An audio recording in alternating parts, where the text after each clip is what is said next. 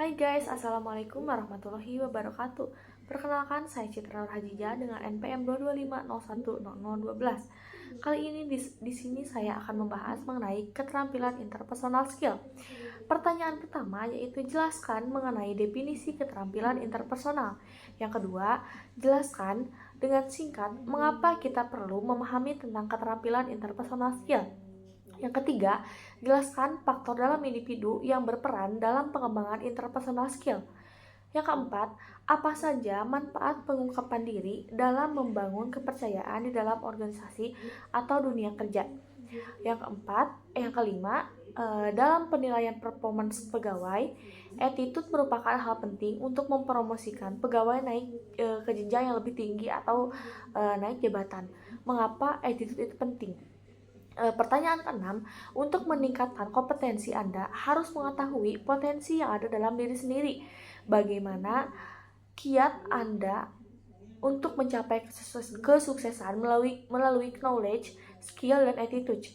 Jelaskan bagaimana pendapat Anda mengenai self-control dalam kehidupan. Yang ketujuh, sebutkan 5 kekuatan dan 5 kelemahan dalam diri Anda. Yang kedelapan, apa penyebab orang lain tidak menyukai Anda dan apa yang Anda lakukan untuk menyikapinya. Yang sembilan, dalam skala potensi interpersonal skill, pada level manakah Anda berada dan mengapa? Pertanyaan ke-10, persepsi merupakan inti dari komunikasi. Mengapa dikatakan demikian?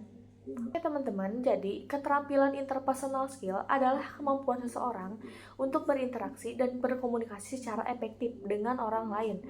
Ini mencakup kemampuan untuk membangun diri, menjaga sikap, mengelola hubungan yang baik antar lawan bicara kita, lalu juga tentang bagaimana empati dan kerja sama tim. Jawaban yang kedua adalah yaitu fungsi interpersonal skill untuk dalam kehidupan kita sehari-hari adalah meningkatkan komunikasi yang efektif. Mengapa demikian? Karena dengan adanya kemampuan interpersonal, kita dapat mengekspresikan ide dan mendengarkan orang lain dengan baik, yang esensial dalam presentasi dan berinteraksi dalam kehidupan sehari-hari. Lalu, ada juga faktor-faktor individu yang berperan dalam pengembangan interpersonal skill diri kita. Yang pertama ada kepribadian, yang kedua ada kecerdasan emosional, yang ketiga ada pengalaman sosial, yang keempat ada pendidikan, yang kelima ada lingkungan. Nah, jawabannya adalah untuk mengurangi konflik dan menjaga kesehatan mental. Mengapa untuk mengurangi konflik?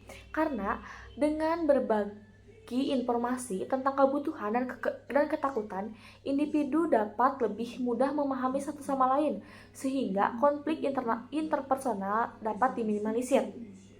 Lalu, mengapa meningkatkan kesehatan mental? Pengungkapan diri dapat membantu mengurangi beban mental dan kecemasan, sehingga individu merasa lebih nyaman dan sehat secara psikologis. Lalu, jawaban nomor 5, mengapa sih attitude penting dalam dunia kerja?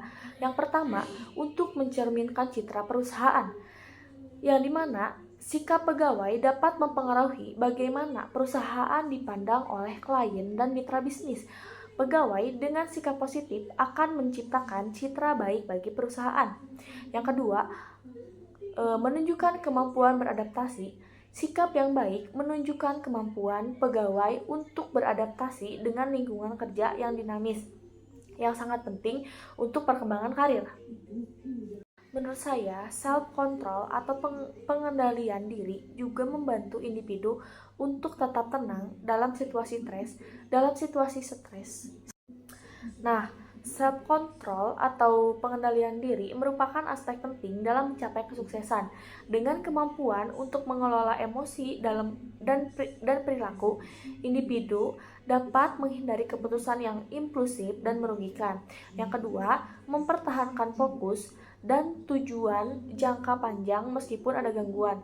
Nah, dapat disimpulkan bahwa pengendalian diri juga membantu individu untuk tetap tenang dalam situasi stres sehingga mampu membuat keputusan yang lebih baik dan efektif.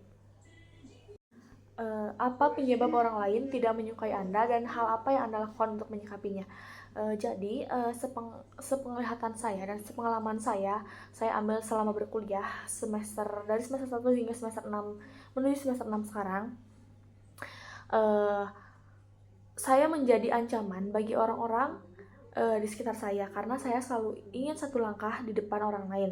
Lalu saya juga cenderung terlihat menonjol di antara teman-teman saya, dan kepenonjolan saya tersebut diakui oleh orang tertentu. Lalu beberapa orang di lingkungan saya menganggap hal tersebut adalah ancaman.